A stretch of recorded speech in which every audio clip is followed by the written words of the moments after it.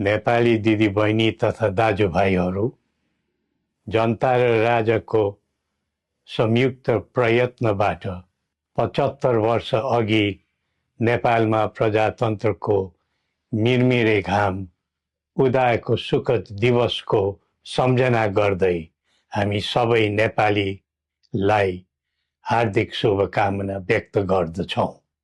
प्रजातन्त्र स्थापनाको निम्ति उदारता दर्शाइ बक्सिने हाम्रो जिजुबुवाज्यू राष्ट्रपिता श्री 5 त्रिभुवनको सम्झना गर्दै मौसुफ प्रति हामी श्रद्धा सुमन अर्पण गर्दछौँ।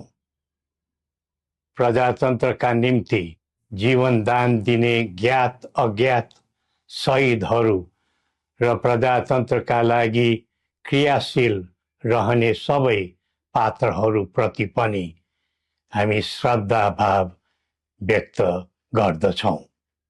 केही महिनाको झापा बसाई पश्चात राजधानी फर्किने क्रममा हाम्रो स्वागतमा सामेल हुनुहुने उपत्यकाका आदिवासी नागरिक एवं आम जनसमुदायमा हार्दिक आभार सहित धन्यवाद अर्पण गर्दछौँ।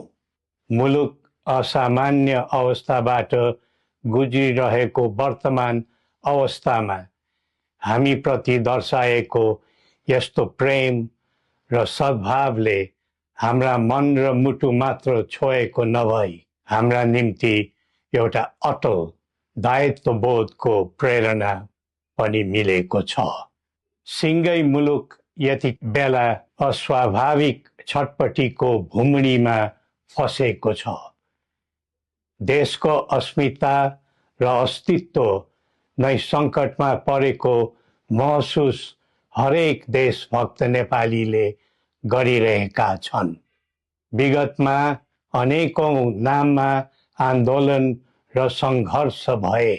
सङ्घर्षको आडमा परिवर्तन पनि गरिए, तर सबै प्रकारका परिवर्तनहरूले नेपाल र नेपालीलाई के दियो भन्ने आत्मा समीक्षा गर्नुपर्ने समय अहिले आएको छ। हाम्रो शत्रु विपन्नता र अस्थिरता हो, तर एउटा नेपालीको अर्को नेपालीलाई बैरी ठान्ने अवाञ्छित संस्कृतिलाई हामीले बढावा दियौँ, जसका कारण देश आज इतिहासकै सबैभन्दा गहिरो दर्दनाक स्थितिमा आइपुगेको छ। त्यसैले कठिन परिस्थितिमा परेको आजको मुलुकमा परस्पर घृणा र द्वन्द्वको राजनीतिमा पूर्ण विराम लगाउँदै सद्भाव र एकताको राजनीतिक संस्कृतिको प्रवर्धन गरौँ। प्रजातन्त्रमा राज्य व्यवस्था र प्रक्रिया संवैधानिक मान्यता अनुरूप चल्नु उपयुक्त हो।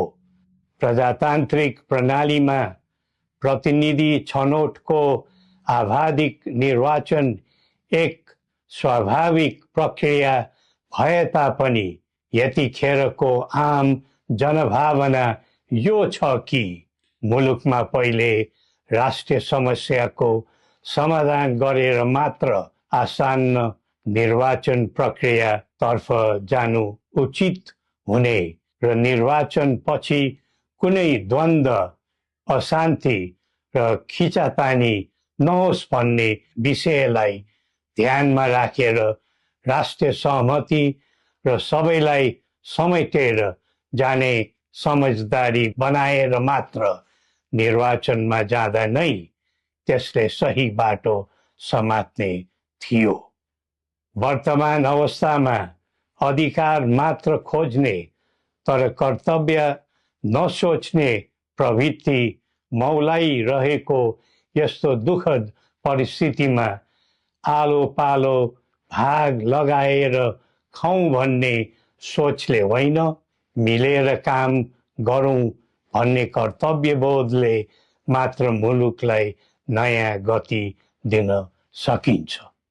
प्रजातन्त्रमा जनता आफै जागरुक बनेर समाज र राष्ट्र सेवाको सत्कर्ममा अग्रसर हुनु पाउनु पर्ने हो, तर कसैलाई खुसी पार्नु पर्ने अनि कसैबाट तोकिनु पर्ने आध्यात्मिक व्यवस्थाको जन्जिरमा बाँधिनु परेको छ। देशको भू बनोट तथा समाजको प्रकृति सुहाउँदो व्यवस्था र प्रणालीले मात्र दिगो र सकारात्मक परिणाम दिन सक्छ। आम जनताको समग्र हित हुने तथा विश्व सामु नेपालीको उच्च शिर हुने व्यवस्था नै प्रजातान्त्रिक व्यवस्था नेपाललाई सुहाउँछ। कुनै व्यवस्थाको राम्रा र असल पक्षहरू टिप्नु र राख्नु पर्छ। जुनै व्यवस्थाको नराम्रो र खराब पक्षहरू हुन्छन् त्यस्तालाई फाल्नु र फ्याँक्नु पर्छ। त्यसैले विश्वका कैयौं राष्ट्रहरू पहिले आफ्नो देश, पहिला आफ्नो जनता र पहिला आफ्नो आवश्यकता भन्दै त्यही प्राथमिकतामा प्रजातन्त्रको पाइला बसाइरहेका छन्।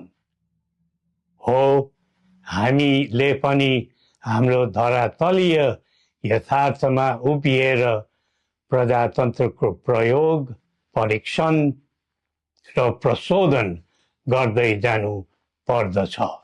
नेपालको एकीकरण, प्रजातान्त्रिकरण र आधुनिकीकरण सँगै जनताको बदलिदो चाहना र आवश्यकतालाई ध्यानमा राखेर समानुकूल परिवर्तन र परिमार्जन गर्दै आम जनताको दैनिक कामकाज सहज र सरल बनाउँदै जानुपर्ने आजको पहिलो आवश्यकता हो। प्रजातन्त्रमा सबै थरी विचार, सबै थरी संस्कारको आधार हुनु पर्दछ। सबैले सबैलाई कदर गर्ने समन्वयकारी गुणबाट नै सामाजिक मूल्यको प्रजातन्त्र दिगो र दरिलो हुन्छ।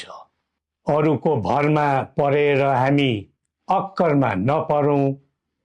श्री पशुपतिनाथले हामी सबैको कल्याण गरून्। जय नेपाल।